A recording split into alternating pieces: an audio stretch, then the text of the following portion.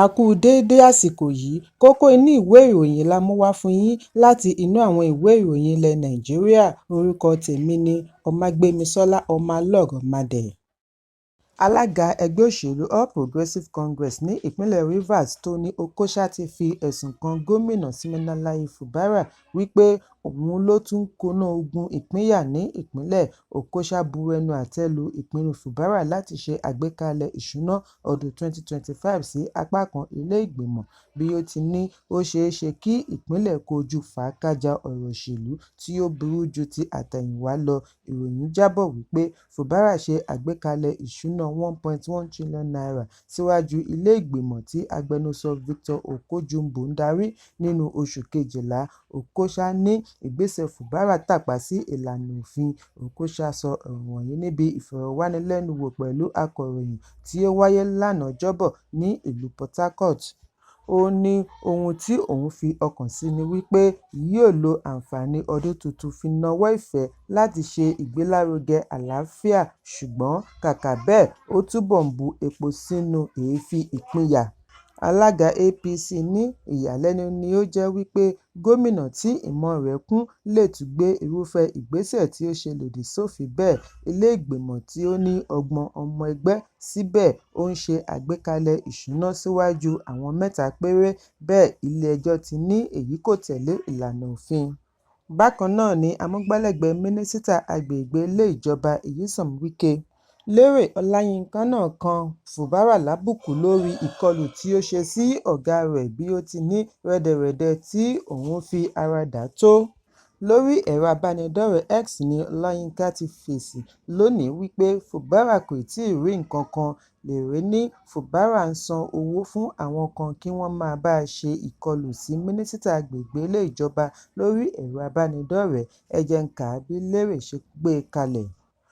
From the Judas of Okpobo, who has been paying hundreds of people to attack Wike on social media since 2023, just 1 month, he don dey lament insults wey you never start to dey see sef, nonsensical nonsense. Ẹ̀kúnrẹ́rẹ́ ìròyìn yìí wà nínú ìwé ìròyìn Daily Post tó jáde lónìí. Olùdíje du ipò ààrẹ àná láti ẹgbẹ́ òṣèlú Labour Peter Obi ti ṣe àbẹ̀wò sí ajàfẹ́tọ̀ọ́ ọmọnìyàn àti agbẹjọ́rò Délé Fárótìmí. Obi ní Fárótìmí wà ní ipò dáradára nígbà tí òun ṣe àbẹ̀wò sí i. Lórí ẹ̀rọ abánidọ́rẹ̀ẹ́ X ni Obi ti ní ipò Fárótìmí ṣe àfihàn wípé ó ṣeé ṣe kí orílẹ̀-èdè gba àyípadà ọ̀tun. Obi ní òun kò tíì ní àǹfààní àti ní ìpàdé pẹ̀lú Fárótìmí láti ìgbà tí ó ti dé láti ọgbà ẹ̀wọ̀n ìpínlẹ̀ Èkìtì. Inú òun sì dùn láti bá a ní ipò tí ó dára, good spirit. Bákan náà ni òun gba ìmọ̀ràn rẹ̀ bí ó ti fi ìgboyà hàn wípé ó ṣeé ṣe kí orílẹ̀-èdè gba àyípadà ọ̀tun. Obi ní Fárótìmí fi àpẹẹrẹ ìgboyà hàn láàrin ìdojúkọ, èyí sì ṣe ìdánilójú wípé àjọṣepọ̀ wọn yóò so èso rere fún ìdàgbàsókè orílẹ̀-èdè. Ẹ̀kúnrẹ́rẹ́ ìròyìn yìí wà nínú ìwé ìròyìn Daily Post tó jáde lónìí. Ibi ayẹyẹ ìgbéyàwó kan ní ìpínlẹ̀ Jigawa ni ó ti di ìbànújẹ́ lẹ́yìn ẹ̀sùn wípé ìyàwó àṣẹ̀ṣẹ̀gbé fi májèlé sínú oúnjẹ ní ibi ìgbàlejò reception.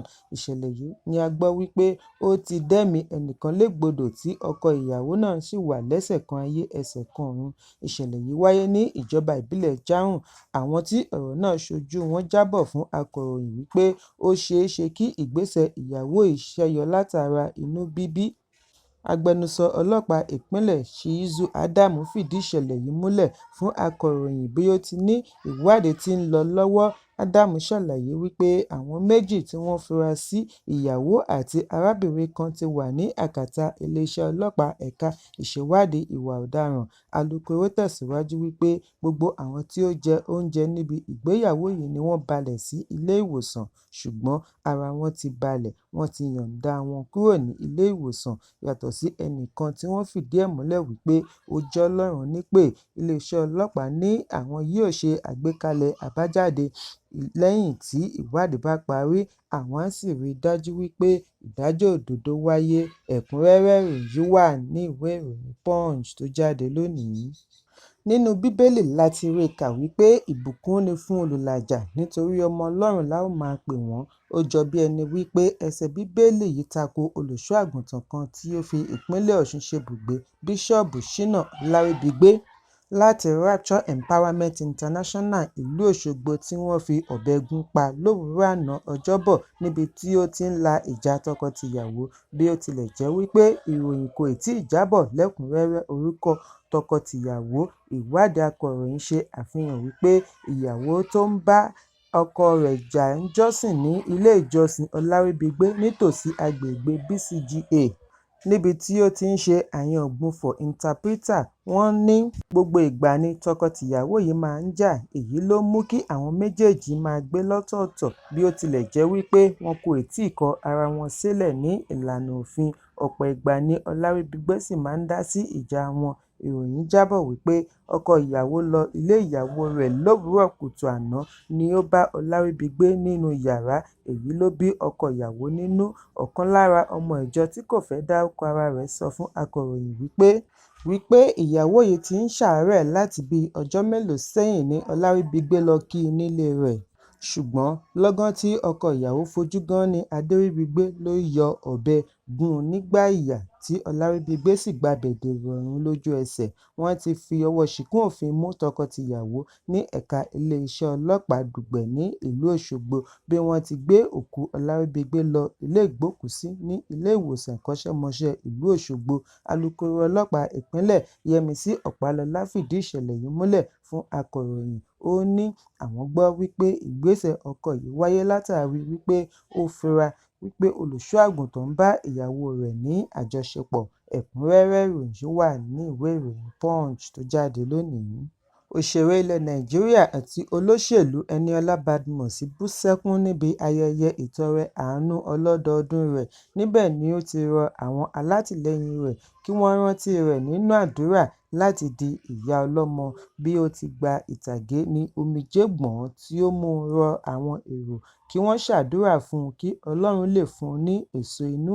Badmus fi ìfẹ́ rẹ̀ hàn sí àti rí ọmọ bí kí òun náà sì máa pèsè fún wọn bí ó ti ń béèrè fún àtìlẹ́yìn àti àǹfààní láti lè máa pèsè fún wọn láwùjọ. Ẹ̀kúnrẹ́rẹ́ ìròyìn wà nínú ìwé ìròyìn The Nation tó jáde lónìí. Kókó inú ìwé ìròyìn tòní kò ní jù báyìí lọ.